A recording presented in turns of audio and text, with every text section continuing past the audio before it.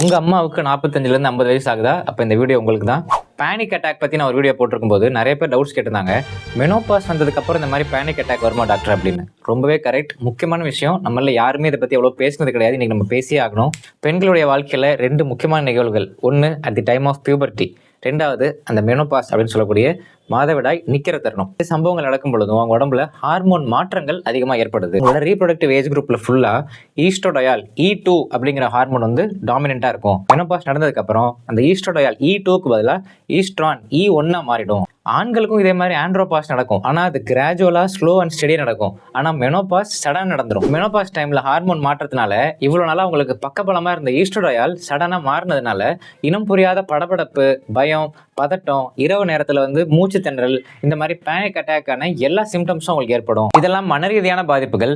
உடல் ரீதியான பாதிப்புகள்னு பார்த்தோம்னா LDL அப்படின்னு சொல்லக்கூடிய கெட்ட கொலஸ்ட்ராலோட அளவு அதிகமாகும். கால்சியம் குறைபாடு ஏற்பட்டு எலும்பு தேய்மானம், ஆஸ்டியோபோரோசிஸ் போன்ற பிரச்சனைகள்லாம் மெனோபாஸ்க்கு அப்புறம் அதிகமாகும். 2 வருஷத்துக்கு முன்னாடி வரை கொலஸ்ட்ரால் செக் பண்ணி பார்த்தேன், நார்மலாக தான் இருந்துச்சுப்பாங்க. ஆனால் மெனோபாஸ்க்கு அப்புறம் கொலஸ்ட்ரால் அதிகமாகிறதுக்கு வாய்ப்புகள் இருக்கு. ஸோ உங்களோட அம்மா 45 வயசு 46 வயசுல இருக்காங்க, ரொம்ப கோவப்படுறாங்க, தேவையில்லாமல் டென்ஷன் ஆகி கத்துறாங்க அப்படின்னா நீங்களும் பதிலுக்கு கூட சேர்ந்து கத்தி அவங்களை இன்னும் கொஞ்சம் காயப்படுத்தாதீங்க. அதை அவங்க வேணும்னே செய்யலை, ஹார்மோன் மாற்றத்தினால செய்கிறாங்க. அதை நீங்கள் புரிஞ்சுக்குங்க.